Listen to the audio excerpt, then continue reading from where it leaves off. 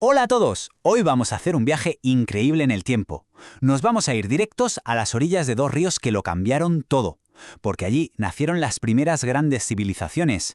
Hablamos, como no, de Mesopotamia y Egipto, dos mundos que, aunque no lo parezca, pusieron los cimientos del nuestro. A ver, antes de meternos en faena, vamos a dejar una cosa clara. ¿De qué hablamos exactamente cuando decimos civilización? Porque, ojo, no es solo un montón de gente viviendo junta, no. Para que sea una civilización hace falta una cultura común, un poder político fuerte, una sociedad, digamos que bien ordenada, jerarquizada, y claro, la capacidad de construir esas obras que nos dejan con la boca abierta. Con esto en mente vamos a analizarlo todo. Y esto nos lleva a la gran pregunta, la pregunta del millón, ¿no? ¿Cómo demonios se construye un mundo desde cero? Pues bien, Mesopotamia y Egipto nos dan dos respuestas, fascinantes y además súper diferentes. Dos caminos distintos que se explican por su geografía, su política y sobre todo por sus creencias más profundas. Vale, ¿y qué vamos a ver? Pues primero nos vamos a los ríos que fueron su cuna. Después cotillearemos un poco cómo se organizaba su sociedad. Luego nos sumergiremos en sus creencias, en la vida eterna. Y para terminar, veremos el pedazo de legado que nos han dejado. Vamos allá. Venga, empezamos por el capítulo 1. Una historia de los ríos. Y es que, para entender a esta gente, lo primero es entender el agua. La geografía, creedme, lo era absolutamente todo.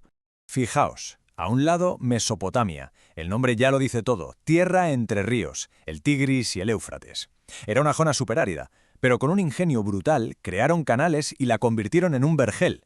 Al otro lado, Egipto, que es que era literalmente el regalo del Nilo. Cada año el río inundaba todo y dejaba una capa de lodo negro, el limo, que era un fertilizante natural increíble.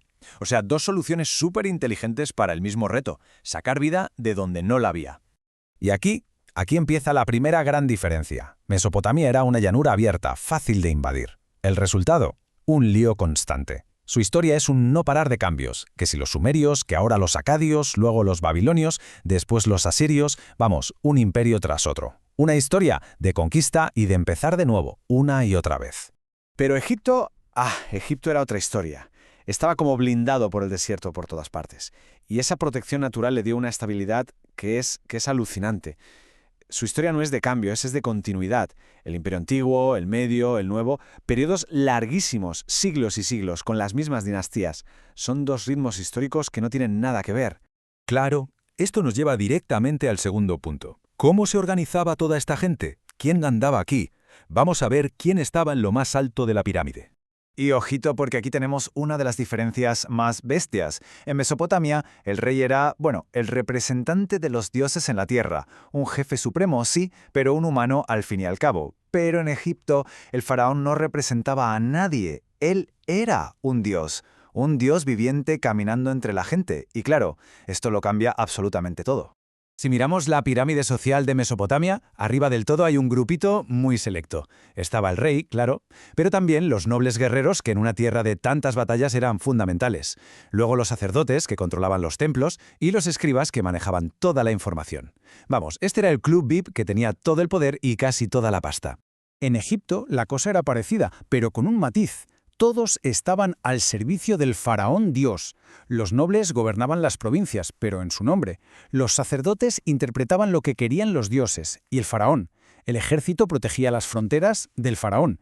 Y otra vez ahí estaban los escribas, administrándolo todo. Eran las piezas que hacían funcionar la maquinaria del imperio. Y quiero que nos quedemos con una figura que es clave en los dos sitios, el escriba. Pensemos que en esa época la escritura era como un código secreto que casi nadie conocía. Así que saber leer, escribir y contar, eso era el poder de verdad. Controlaban los impuestos, las cosechas, quién vivía dónde. Eran, sin duda, el motor que movía estos imperios. Y todo este poder en la tierra estaba conectado, pero íntimamente, con lo que creían sobre los dioses y la vida después de la muerte. Así que ahora vamos a meternos de lleno en su mundo espiritual para ver cómo moldeó todo lo que hicieron. Las dos culturas partían de la misma base. Eran politeístas. ¿Qué significa esto? Pues que creían en un montón de dioses. Y estos dioses solían ser la personificación de la naturaleza. El dios del sol, la diosa del cielo, el dios del río, el de la muerte. Todo, absolutamente todo, tenía una explicación divina. Y esta idea lo marcaba todo en su día a día. Y la mejor forma de ver cómo pensaban es mirar lo que construían. El zigurate de Mesopotamia, por ejemplo, era como una escalera gigante para estar más cerca de los dioses. Pero en Egipto, la cosa cambiaba. Sus grandes construcciones no eran para los vivos, eran para los muertos. Las mastabas, los hipogeos, no eran templos, eran tumbas, eran como naves espaciales para viajar a la eternidad. Claro, esa obsesión de los egipcios con la vida eterna los llevó a inventar algo único, la momificación. La idea era que el cuerpo tenía que estar perfecto, sin descomponerse, para que el alma pudiera volver a él en el más allá. Era un proceso súper complicado, carísimo y, por supuesto, un privilegio que solo unos pocos se podían permitir para asegurarse la inmortalidad. Y el arte también estaba al servicio de todo esto. En Egipto jugaba un doble papel. Por un lado, una función religiosa, claro. Dentro de las tumbas todo estaba pensado para ayudar al muerto en su viaje. Pero por fuera, la función era política y muy clara. Esas estatuas gigantescas, esos relieves de batallas, eran pura propaganda. Una forma de gritarle al mundo: mirad qué poderoso y divino es nuestro faraón. Y si nos fijamos en las pinturas de las tumbas, como estas que vemos de Luxor, no son decorativas y ya está.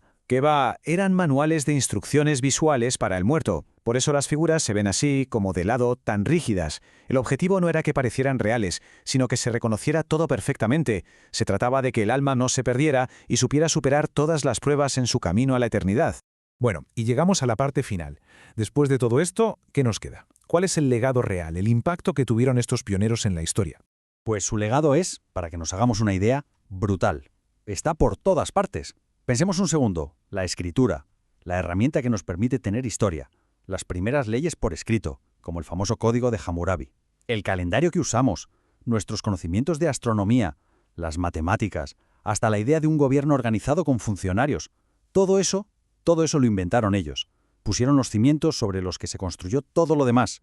Así que, en resumen, aunque construyeron dos mundos que no podían ser más diferentes, uno de guerra y cambio constante y el otro de una paz que duró milenios, al final los dos se enfrentaron a los mismos retos y respondieron con una creatividad increíble, dejando una marca en la historia que, sencillamente, no se puede borrar.